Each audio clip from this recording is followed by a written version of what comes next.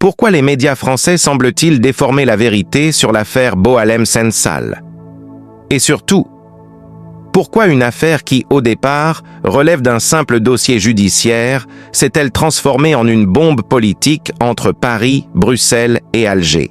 Aujourd'hui, sur Parole franche d'Aizet, nous allons plonger dans une affaire qui dépasse largement le cadre individuel. Une affaire qui révèle des réseaux d'influence, des stratégies d'ingérence, des mécaniques médiatiques sophistiquées et des tensions diplomatiques longtemps cachées sous le tapis.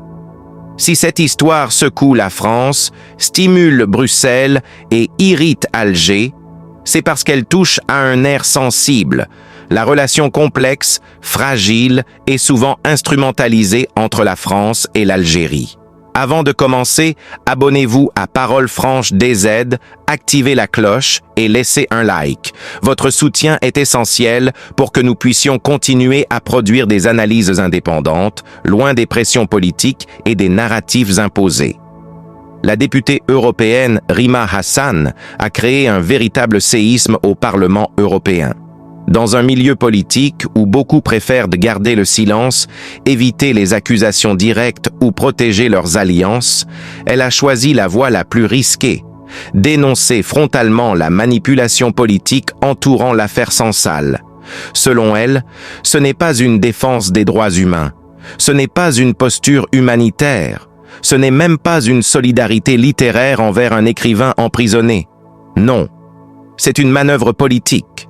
Un prétexte parfaitement choisi pour alimenter des débats sensibles, relancer des tensions diplomatiques et projeter une image négative de l'Algérie sur la scène internationale.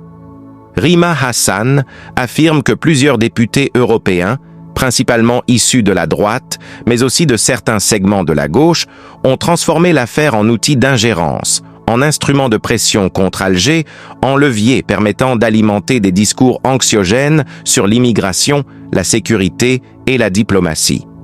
Pour comprendre l'ampleur de la manipulation, il faut revenir sur les événements. Début 2025, Boualem Sansal est arrêté en Algérie. L'information circule rapidement, mais elle reste d'abord un fait divers judiciaire, couvert par quelques médias spécialisés, sans provoquer de réaction majeure, jusqu'au jour où certains eurodéputés saisissent l'occasion. En janvier 2025, une résolution est présentée au Parlement européen. En apparence, elle vise à demander la libération de Boualem Sansal.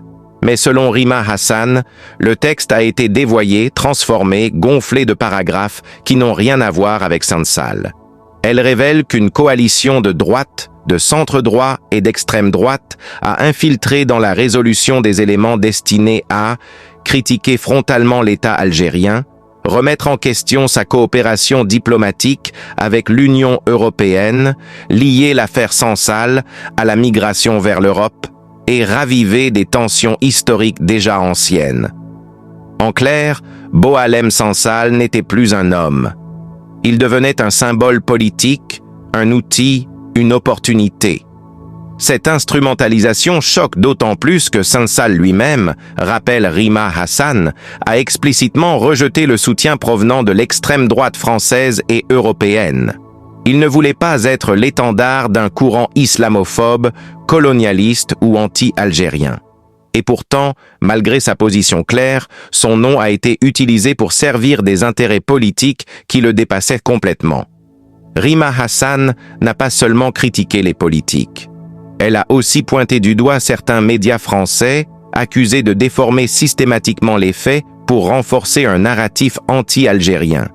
Elle raconte qu'elle a été contactée par des journalistes du Monde et de Libération. Mais au lieu d'accepter des interviews en face à face, elle a préféré imposer un format écrit. Pourquoi? Parce qu'elle savait que dans un contexte ultra-politique, ses propos risquaient d'être tronqués, réinterprétés, sortis de leur contexte ou remodelés pour coller à la ligne éditoriale. Elle voulait garder le contrôle total de chaque mot. Et elle avait raison. Certaines réactions médiatiques à ces déclarations ont prouvé exactement ce qu'elle dénonçait. Des titres sensationnalistes, des orientations biaisées, des commentaires condescendants, et surtout l'impression que l'affaire Sansal servait de cheval de Troie pour maintenir une posture coloniale déguisée. Selon elle, certains médias français ont développé une manière de parler de l'Algérie sans jamais écouter les Algériens. Une manière de juger sans analyser. Une manière de condamner sans nuance ni compréhension. Pour comprendre cette affaire, il faut replacer les choses dans leur contexte. Les relations entre la France et l'Algérie sont traversées par un héritage colonial lourd, des blessures historiques jamais cicatrisées, des intérêts géopolitiques divergents et des tentatives récurrentes d'ingérence déguisée. À chaque crise diplomatique, les médias français adoptent souvent un ton paternaliste, comme si la France devait rappeler à l'Algérie ce qu'est la démocratie, comme si Paris détenait le monopole de la vérité politique et morale. Ce schéma, profondément ancré dans certains cercles politiques, influence aussi les rédactions. Et l'affaire Sansal n'a fait qu'en raviver les mécanismes. Rima Hassan va plus loin. Elle accuse l'État français de ne pas avoir pris ses responsabilités diplomatiques.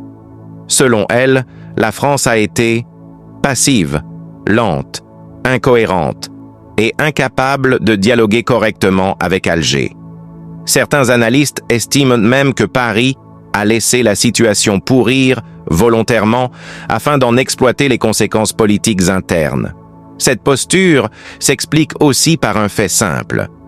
La diplomatie française est épuisée, affaiblie par des années de crise en Afrique, de tensions avec ses partenaires européens et d'instabilité politique interne.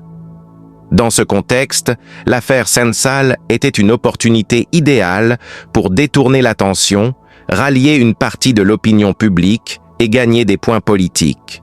Ce qui dérange réellement dans la prise de position de Rima Hassan, c'est qu'elle expose quelque chose que beaucoup savent, mais que personne n'ose dire publiquement. La France applique 2 poids, 2 mesures en matière de droits humains. Elle condamne l'Algérie, mais reste silencieuse sur d'autres pays pourtant coupables de violations bien plus graves.